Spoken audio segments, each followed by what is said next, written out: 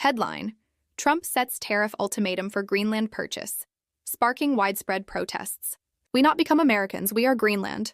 We are Greenland, we don't like Trump.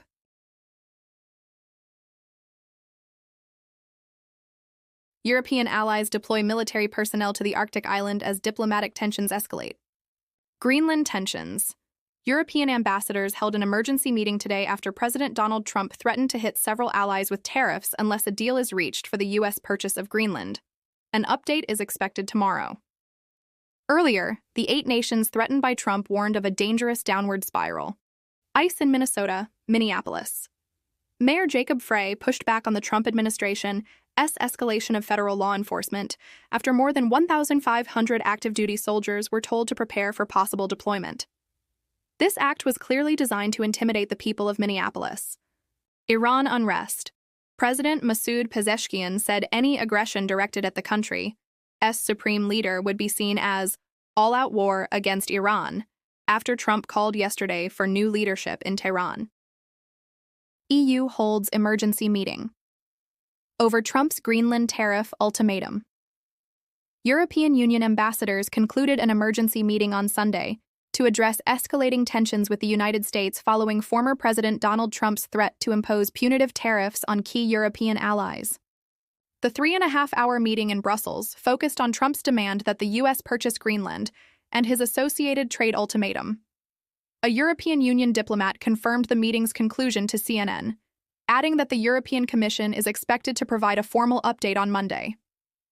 In response to the crisis, European Council President Antonio Costa announced he will convene an extraordinary meeting of the EU Council later this week. An EU official stated the summit is scheduled to be held in person in Brussels toward the end of the week. The urgent diplomatic activity follows Trump's declaration on social media that the United States will impose a 10% tariff on any and all goods from 8 European nations: Denmark, Norway, Sweden, France, Germany, the United Kingdom, the Netherlands, and Finland, starting February 1st. The tariffs are slated to rise to 25% on June 1st and will remain in effect until an agreement is reached for the purchase of Greenland. In a statement on X, Council President Costa said, European leaders, after consultations, unanimously agreed that Trump's threatened tariffs would undermine transatlantic relations. He added that while the EU remains ready to engage constructively with the U.S., it is prepared to defend themselves against any form of coercion. In a significant escalation of his campaign to acquire Greenland, President Donald Trump has announced a tiered schedule of tariffs targeting multiple European allies, effective February 1, 2026, unless a deal for the complete and total purchase of the semi-autonomous Danish territory is reached. The announcement, made via social media, directly ties trade policy to the territorial acquisition. According to the president's post, Denmark, Norway, Sweden, France, Germany, the United Kingdom, the Netherlands, and Finland will face a 10% tariff on all goods exported to the United States starting next month. Strategic rationale and diplomatic backlash. President Trump has long cited national security, specifically countering Chinese and Russian influence in the Arctic, as the primary reason for seeking control of Greenland. We need Greenland for national security very badly, he stated, even suggesting a potential withdrawal from NATO if the alliance does not support the acquisition. The threat has triggered immediate and fierce condemnation from European leaders. French President Emmanuel Macron called the tariff threats unacceptable, while British Prime Minister Keir Starmer labeled the strategy completely wrong. European Commission President Ursula von der Leyen warned that such measures undermine transatlantic relations and risk a dangerous downward spiral. In a tangible show of defiance and solidarity, several European nations have sent military personnel to Greenland for joint exercises, arguing they are bolstering regional security as Trump has demanded. Mass protests. Greenland is not for sale.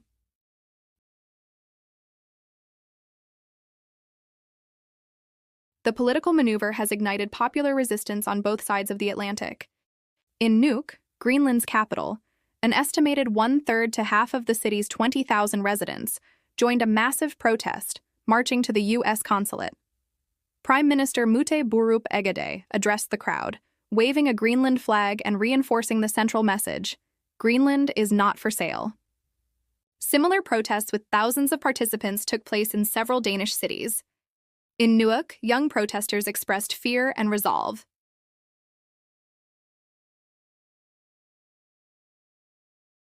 I did not expect so many to be here, but it warms my heart to know that we are all united to stand by and fight Trump, said one 20-year-old. Another stated plainly, "We are a people, and he should stop whatever he's doing." Domestic and diplomatic challenges. Domestically, the policy faces steep opposition. A new CNN poll indicates 75% of Americans oppose Trump's effort to acquire Greenland, including many of his own supporters. Diplomatically, the clock is ticking. A bipartisan U.S. delegation, including Vice President J.D. Vance and Secretary of State Marco Rubio, met with Danish and Greenlandic officials in Copenhagen this week. While talks were described as productive, no resolution was reached. Danish Foreign Minister Lars Løkke Rasmussen expressed surprise at the tariff announcement following the meetings. With the February 1st deadline less than 2 weeks away, the standoff presents a major test of transatlantic relations and the use of economic threats to pursue territorial ambitions. Trump's Gaza Board of Peace offers permanent seat for $1 billion contribution members. Appointed to former President Donald Trump's proposed Board of Peace, a committee intended to oversee Gaza's reconstruction, can secure a permanent seat by contributing $1 billion, a U.S. official familiar with the plan told CNN. The official stated that all funds raised would be directed toward rebuilding Gaza and emphasized that the board's structure would avoid exorbitant salaries and massive administrative bloat. While financial contributions are not mandatory for membership, those who do not make the $1 billion payment will serve 3-year terms instead of receiving a permanent position. The high-profile board, which Trump has promoted as the greatest and most prestigious board ever assembled, is set to include several prominent international figures. Confirmed invites include former British Prime Minister Tony Blair, Canadian politician and former central banker Mark Carney, and U.S. Secretary of State Marco Rubio. The board will also feature key Trump allies, including his foreign policy envoy Steve Witkoff, Deputy National Security Advisor Robert Gabriel, and his son-in-law Jared Kushner. Billionaire businessman Mark Rowan and World Bank President Ajay Banga are also named as members. Notably, the board currently includes no representative from the Palestinian Authority, which administers parts of the occupied West Bank and is widely expected to assume governance of Gaza pending reforms. Minneapolis protesters maintain vigil against ICE amid cold snap. In a separate development, a small group of demonstrators in Minneapolis, Minnesota, are settling in for another night of protest outside the Bishop Henry Whipple Federal Building, the site of daily demonstrations against U.S. Immigration and Customs Enforcement, ICE, this week. Braving frigid temperatures, the protesters have deployed heat lamps to stay warm, a CNN crew on scene reported.